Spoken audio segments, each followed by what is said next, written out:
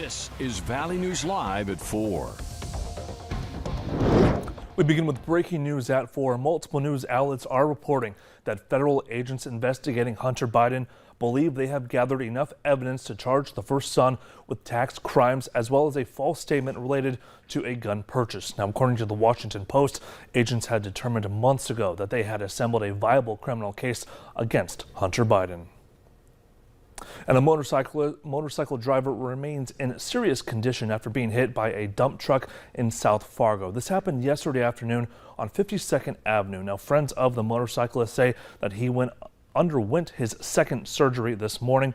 Friends also said that this is his second crash that he's been in less than a month, and they say just 2 weeks ago he was hit from behind on 13th Avenue. The driver of the dump truck was ticketed for failing to yield. Well, the search is continuing for a North Dakota native who went missing last weekend after going for a run in the mountains of Colorado. David Lund of Cooperstown left his home in Colorado early Saturday morning to go run on a path that is meant for experienced runners, but he never returned. Now, officials say that search and rescue crews quickly assembled and started an extensive search first thing on Sunday, and they say that it's not just the vast, rugged terrain that makes this area dangerous, but how unpredictable the weather is in the high country.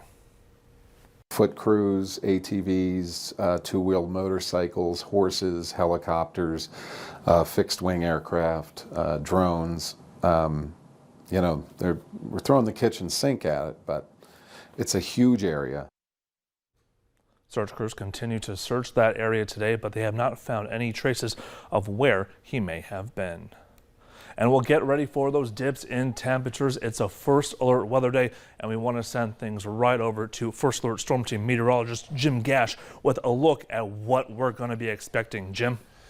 Yeah, that's right, Bobby. Today is the first of several First Alert weather days we have in a row, but right now things are looking pretty nice, if not a little chilly out here in Fargo. And again, things will start to get colder as we move overnight and farther into the week and beginning the weekend. But up in Lake of the Woods, they had some snow up there. So I guess we gotta get ready as we move on further into the fall and into the winter. And low temperatures last night, or this morning rather, showed most people in the 30s and some below freezing, primarily up along the northern tier of counties and in the Devil's Lake Basin there. But temperatures right now are showing most people in the 40s, so we have warmed up pretty nicely, at least as much as we can as we move farther into the fall. But we had quite a change from yesterday. Most people down more than 20 degrees and some even down 30 degrees. Oaks, they're at 31 degrees colder today than they were yesterday at this time, and that's thanks to a cold front that moved through with a lot of strong wind across the valley. Some folks seeing gusts of over 30 miles per hour, like there in Jamestown at 31 miles per hour. For the rest of the evening here in Fargo, we'll see those temperatures continue to drop into the 30s by about midnight, and I'll let you know what we can expect with this cold and how long it's going to stick around coming up in just a few minutes. Yeah, Jim, outside, or earlier I was outside and things were a little chilly just with the wind and stuff, and I am not ready for those super cold temperatures, but we got to prepare for them. Jim, thank you so much. We'll talk to you in a few minutes. Well, new at 4, the captain of the West Fargo Cheyenne boys soccer team is speaking out about their recent mandatory forfeiture of all games, including the state tournament. Connor Anderson says that the team is incredibly saddened and disappointed over the results of their season, but he says that the mistake lies with administration, not with coaching staff or players. In a statement, Anderson said, quote, "The responsibility for the situation was taken behind closed doors, not in the public eye. As well as this, our athletic administrators declared this as a system error both in the district press conference and during our parent meeting.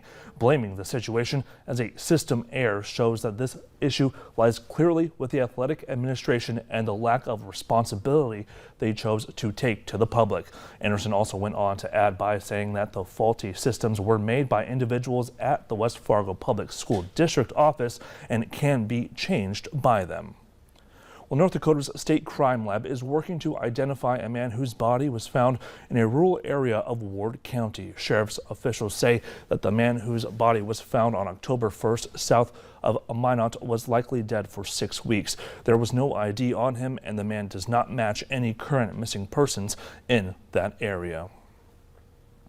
In our consumer alert, a new report shows that housing challenges in North Dakota are not getting any better despite a rise in wages across the state.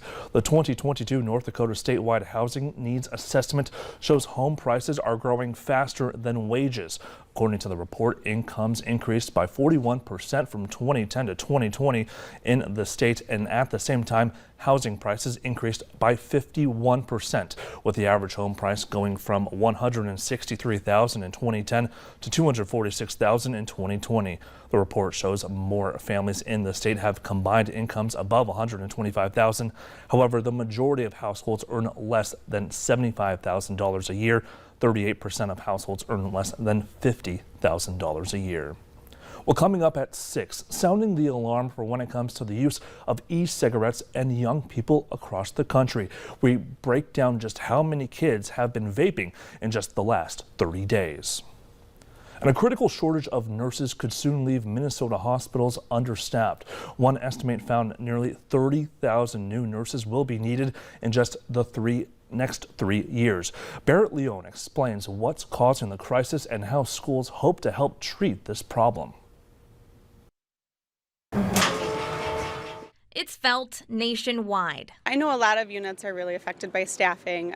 We are as well in the ICU. And in Minnesota, nursing staff shortages are now dire. It's affecting everyone everywhere. Because of the pandemic, the shortage has grown. But this shortage has been going on for years. Our nursing profession is changing out there from being a mostly full-time profession to having people retire and people work part-time, which means we need to graduate even more nurses. Right now, Minnesota needs more than 28,000 new licensed practical nurses and registered nurses within the next 3 years. Let's get everyone to the table and see if we can figure out some solutions to the current problem we're in. Here's your call light. Now, a step toward the solution, as University of Minnesota and Minnesota schools are coming together to work with every school of nursing in the state, both public and private, and calling it the Coalition for Nursing Equity and Excellence. We need to reimagine how we're going to teach nursing because we need more nursing faculty, and we need to take in students who maybe we never took in before. With a goal to help a critical career at a critical point. The more nursing educators we can have, the more students they can get through the programs, and the sooner we can be working. Barrett Leone, WCCO 4 News. Industry leaders say this is even more of an issue in greater Minnesota, with some programs limiting enrollment simply because they don't have enough staff.